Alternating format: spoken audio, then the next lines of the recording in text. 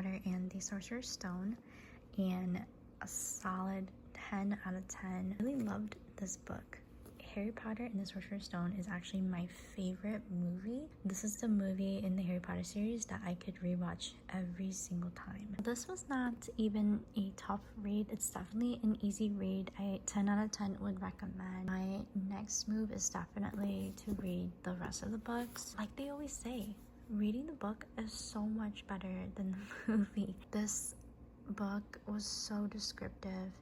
The movie obviously has to leave out so much because there's so much detail, but man, it was so good. I just cannot wait to finish reading the rest of the series. Now, my next read is Little Woman. I've also had this on my shelf for a few years now. I remember I went to get this specific edition because how cute is this book? And honestly, when I think of Little Woman, I think of Christmas and like wintertime because that's how the book opens up. I've been struggling to get through the beginning of the story and I don't know why.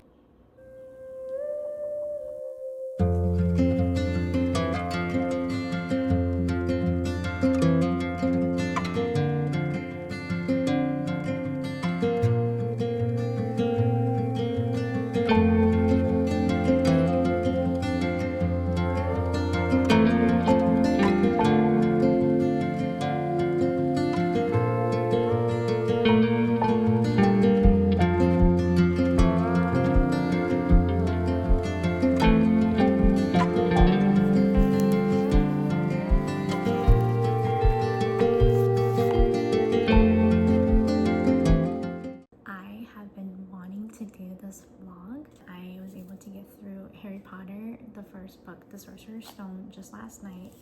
Now I'm going to be reading Little Woman. This is my next read, and I've already started off the book. Right now, I am in a slower season of life, and I'm really just gonna take some time to really focus on reading and just looking through my tiny library, reading my books that have been sitting on my shelf for much too long. And honestly, maybe even just building a to-be-read list. I have one running in my mind. Every time I go to Barnes & Noble, I see the same books that stick out to me that I'm like, yes, I'm gonna read it. I have like one that I'm reading right now on the Libby app and like 4 books downloaded on my iPad that I need to read and get through.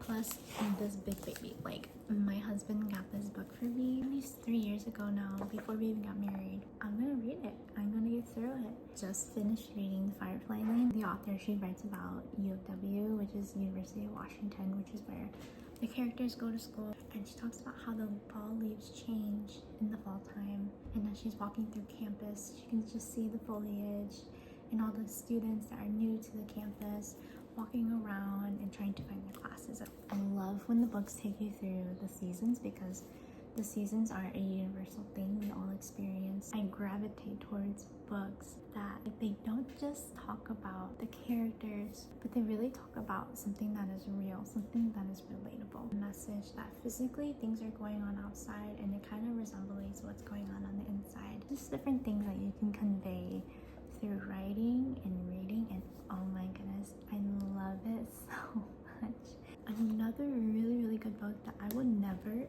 ever be able to get over is Tom Lake. The way that the author has portrayed the northwestern side of Michigan is exactly how I always see it. The cherry orchards that the main character is driving through, the feel of summertime.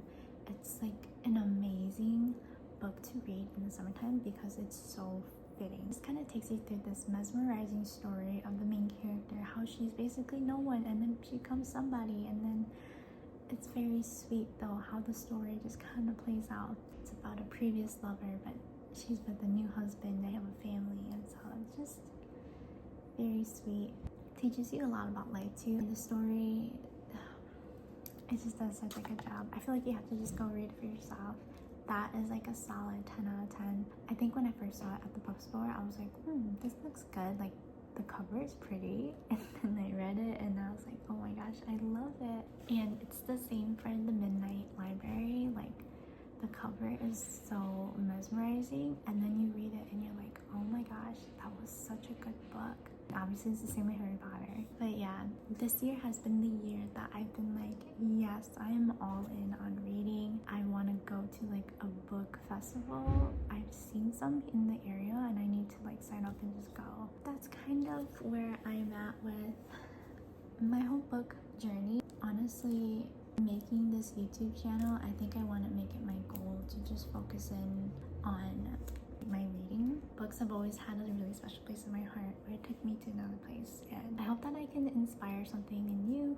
Maybe you'll try it out. There's things like Libby where if you have a library card, they're free from your local library. You can read an ebook online on your phone and you don't even need to buy a real book. You know, it doesn't cost any money at all to start reading. Today I'm going to read Little Woman by Louise May Alcott.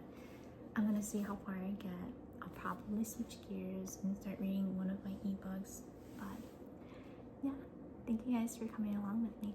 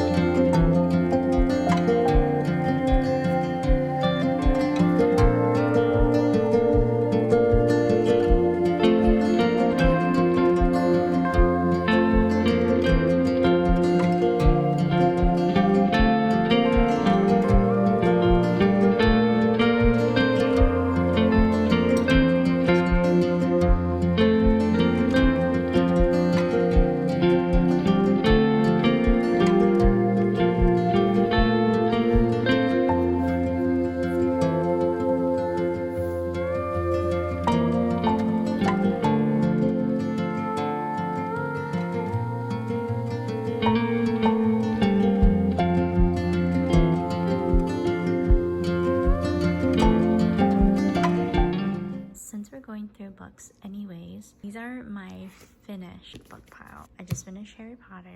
Right before that, I was reading Firefly Lane by Kristen Hanna, and that was a good read as well. Earlier this year, I was reading Midnight Library. In between these two books, I was reading Broken Country, but I just sold my copy of Broken Country on Facebook Market. But that was also a good read.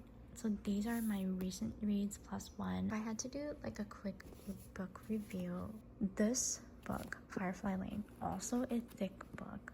It took me a little while to get through this book. The story follows two girls. They are BFFs, not friends at first, then they become the best friends and do life together all their life.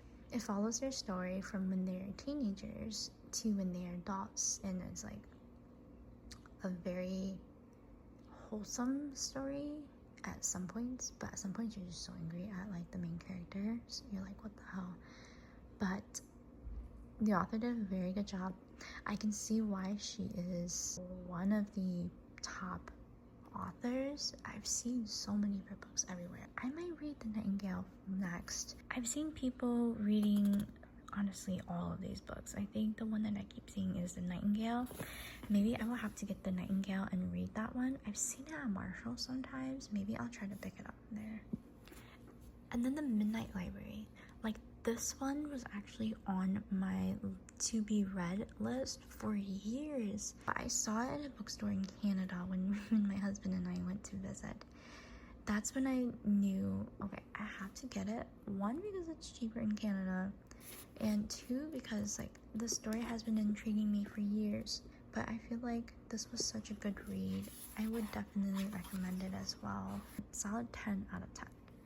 That would be first. Midnight Library in second place. I would give this a 9.5. I think the ending was great. maybe there were just a few points missing, but this was a very, very good. And then Firefly Lane, I would give this an 8. I loved it. I still think about the characters today.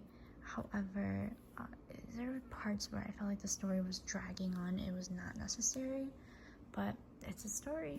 And then the one that's not in this pile, which is Broken Country, I would give that one a 7.